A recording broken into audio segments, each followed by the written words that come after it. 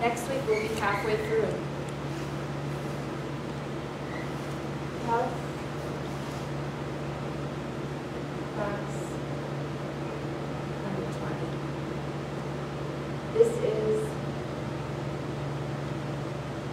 it's mostly in the mind.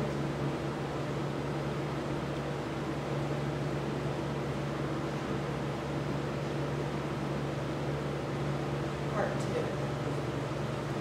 Now, yesterday we were talking about things that affect or numb the frontal lobe. Do you remember the two things we mentioned? That numb it? Yes. TV. Very good. Okay.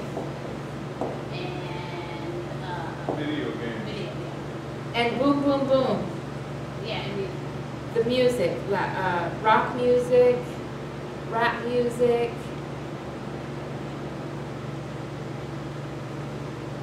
Yes, and video games. Very good. And instead of video games and TV, what did we say for them to watch? Nature program. Nature videos. Or a history, something, a history channel. There's some good information out there that doesn't do to the brain what these things do. Now something else that numbs the brain,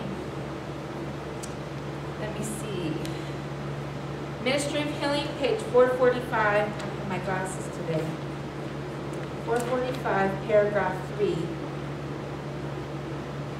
Tells us the following.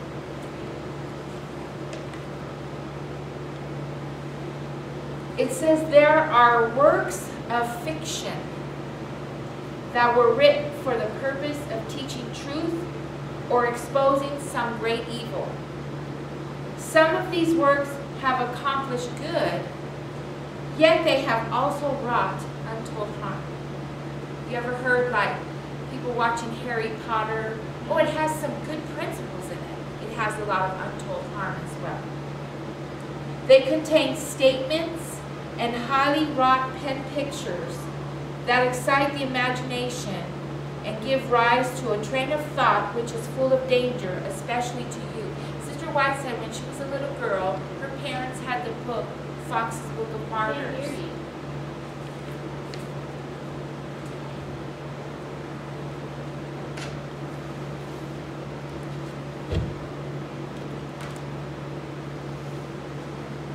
Is that better? Yes. Okay. Sister White said when she was a little girl, her parents had the book Fox's Book of Martyrs, and in that book there was pictures, scenes of agony and torture. She said that had an impact on her mind for years. And she said these types of illustrations should not be in our books. She said we should not, you know, even though we read of the Bible, it tells us, but we don't see the bloody pictures. Right. So a lot of times we watch these movies, Troy, or, you know, we think, oh, it has some history, it's about Greece, it's about even the videos on YouTube about the Vandals and the Ostrogoths. If you watch it, I watched the first minute, I had to turn it off. It's gory. She says these pictures should not be in our books. It should not be in our material because it has an effect on the mind. Okay, continuing on with this quote. It says the scenes described are lived over and over again in the thoughts. Such reading unfits the mind for usefulness and disqualifies it for spiritual exercise. It destroys interest in the Bible. One of the main reasons why these youth of today have no interest in the Bible, look at all the junk on TV. Yep. And even with my children, my son, he goes with his father on the weekends. He comes back, he's watched all the movies and the, you know, because his father's not of our faith. And when he comes back, he has no spiritual desire. And you say, let's read this or do this devotion. Oh, I could see it.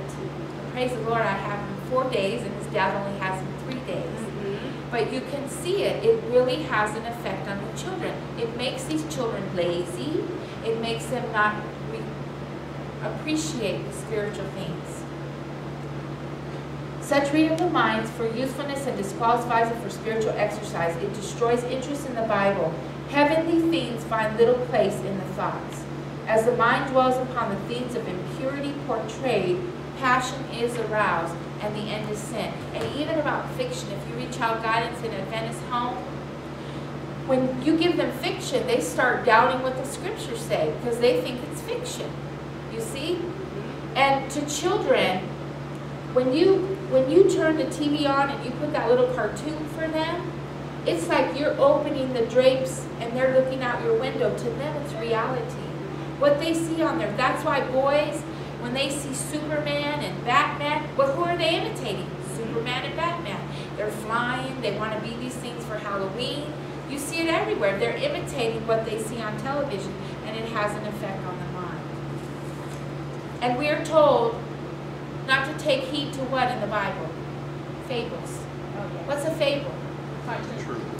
Now, there is a book called Pilgrim's Progress. It's a fictional book, but it's a factual book. Just using it has a victory, someone named Victory. It has someone named Stubborn. It has someone. These are the battles we go through in our Christian walk every day. Sister White promotes that book in Great Controversy. Did you know that? She recommends that we read Pilgrim's Progress.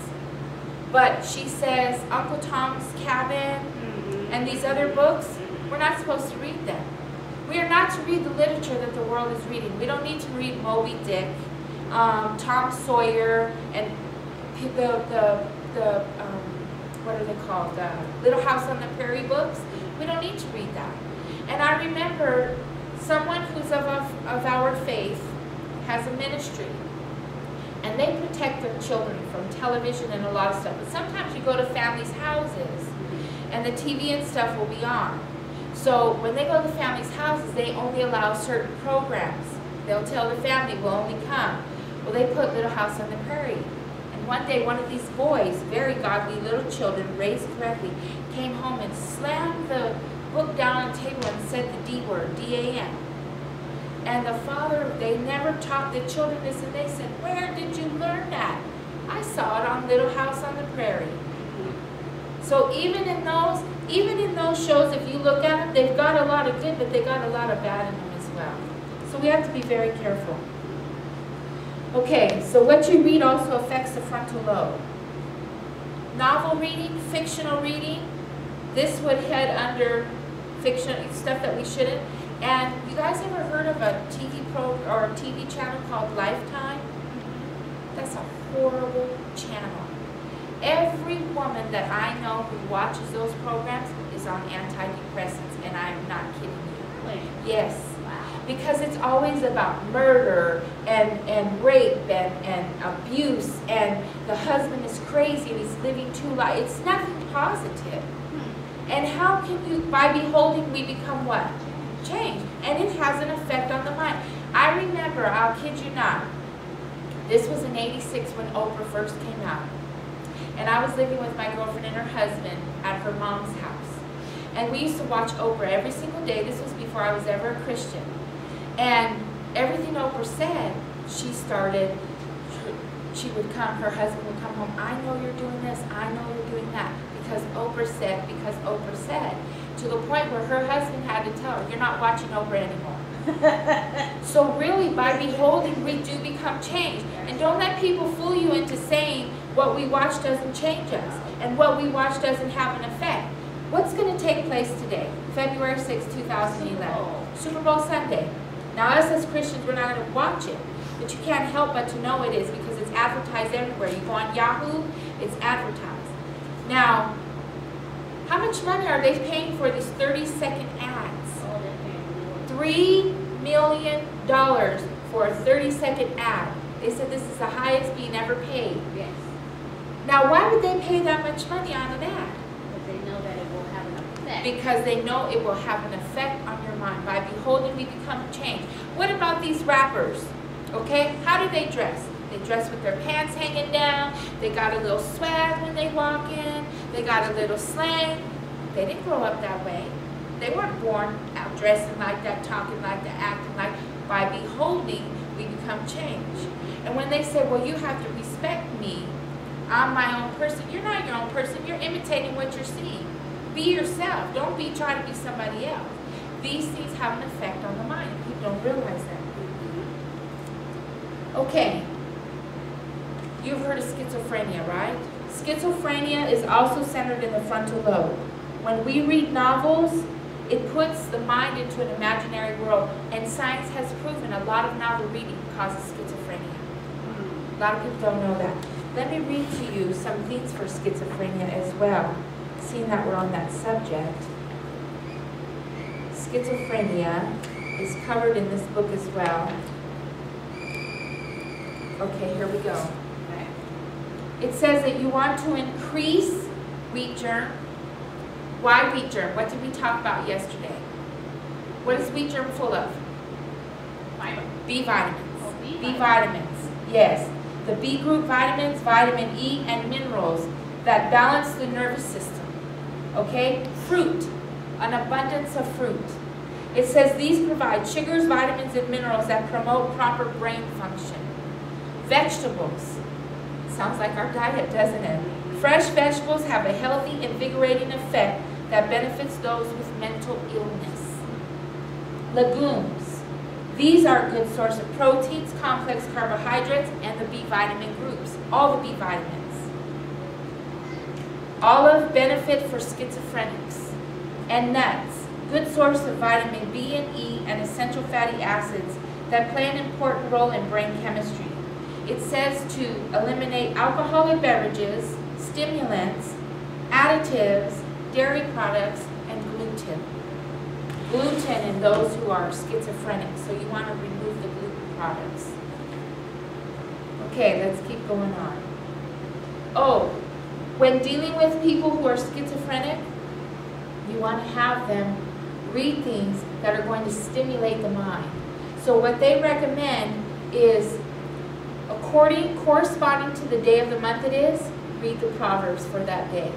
So if it's the 23rd, have them read, and Dr. Magna Park says she does this for atheists, agnostic. This is their requirement. And she said they do it, and a lot of them become Christians. Isn't that a blessing? See, the disease can be a blessing in disguise. Amen. And many times. I had a student that had schizophrenic, and and what I did was I read the Bible on tape, yes, so that he could hear it in his ears. Yes. And that was the only way that he could sleep, because he would be tormented at night. Yes. That would be the only way he could sleep. Isn't that amazing? That's so wonderful. When dealing with depressed people, whether they're atheists, infidels, or Christians, have them read a proverb a day, as we were talking about. Now, what else? We're going to talk about exercising the mind now. Okay? What helps exercise the mind? In Genesis, we are told, in the sweat of thy face thou shalt eat bread, right? So what was that Adam was doing? He was working, right? Idleness is a horrible thing. We should never be idle in the mind. We should never be idle as work.